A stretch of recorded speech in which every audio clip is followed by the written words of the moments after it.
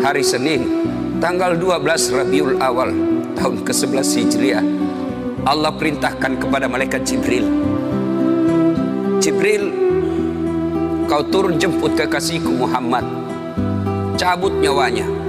Dengan catatan, tanya dulu, jika dia sudah mau, lakukan tugasmu. Tapi jika belum mau, tunda tugasmu sampai dia mau. Panggil 3 malaikat menyertaimu, Mikail, Israel, Israfil. Turunlah malaikat. Di langit ke-7 mereka masih berempat, langit ke-6 mereka masih berempat. Sampai di langit pertama malaikat Jibril berkata, wahai malaikat pencabut nyawa, kau sajalah yang turun ke dunia. Saya tidak tega menemanimu dan melihat engkau mencabut rohnya Muhammad SAW.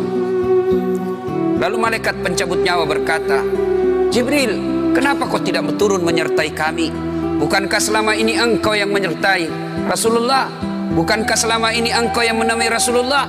Kami tidak pernah menemui Rasulullah. Turunlah bersama kami. Jibril berkata, maafkan saya tidak betul-betul tidak mampu melihat engkau mencabut rohnya Rasulullah. Turunlah 4 malaikat ini. Lalu malaikat mengetuk pintu Rasulullah, ketuk rumah Rasulullah. Assalamualaikum warahmatullahi wabarakatuh ya Rasulullah. Nabi dalam rumah menjawabnya, waalaikumsalam warahmatullahi wabarakatuh. Fatimah membuka pintu, ternyata tidak ada orang di depan pintu. Rasulullah lalu bersabda, sudah ada di samping saya. Malaikat pencabut nyawa berkata, ya Muhammad, hari ini aku diperintah Allah untuk mencabut ruhmu. Menurutmu bagaimana? Rasulullah menjawabnya, wahai malaikat, 24 nabi dan rasul senior saya, 24 nabi dan rasul pendahulu saya, setelah mereka melaksanakan tugas, mereka pun menghadap kepada Allah. Hari ini saya siap menghadap, tapi saya lihat ini ada keanehan. Apa ya Rasulullah? Mana malaikat Jibril? Kok tidak ada di antara kalian? Mana sahabat saya? Mana Jibril? Malaikat pencabut nyawa berkata, Jibril menunggu di atas langit. Dia tidak datang untuk menyertai kami. Lalu Nabi perintahkan, kau panggil dulu. Ada perkara yang penting yang ingin saya tanyakan kepada Jibril. Setelah itu saya siap menghadap kepada Allah.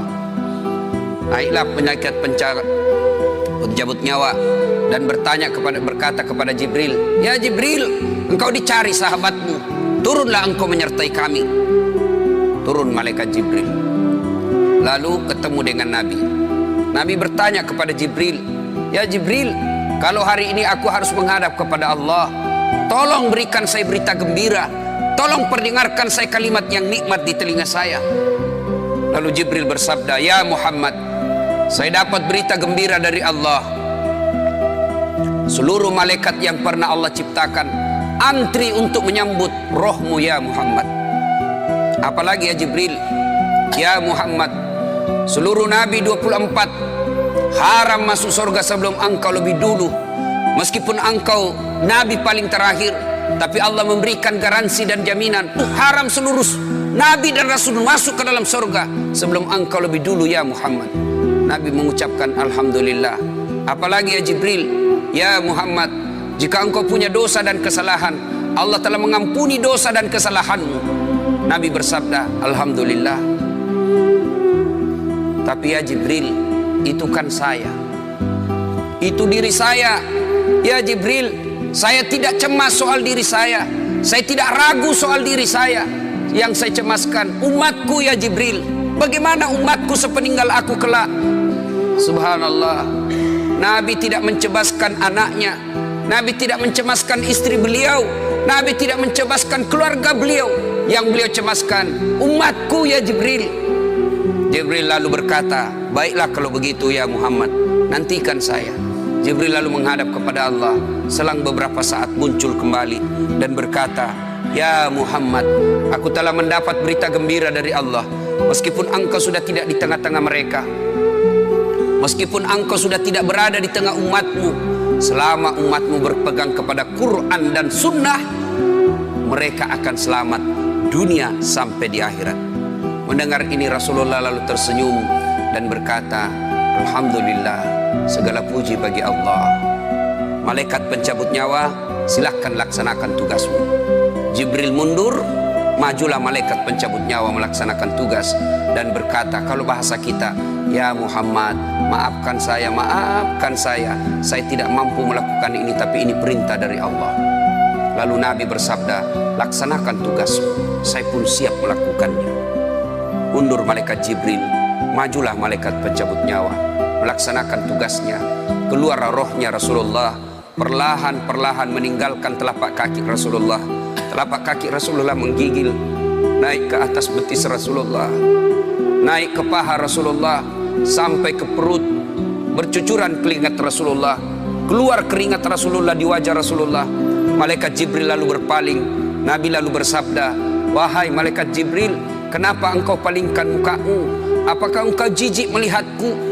Apakah kau jijik melihat wajah saya? Jibril bersabda, ya Muhammad, ketahuilah demi Allah yang menguasai segala-galanya, tidak aku jijik melihat mukamu ya Muhammad. Aku tidak tega melihat engkau menghadapi sakaratil maut. Aku tidak mampu melihat engkau menghadapi sakaratil maut. Nabi lalu bersabda, ya Jibril, ketahuilah, andai saja Allah tidak cinta kepada aku, andai saja Allah tidak sayang kepada aku, betapa sakitnya sakaratil maut ini. Tapi aku mohon kepada Allah, ya Allah, jangan engkau timpahkan sakitnya sakaratil maut ini kepada umatku.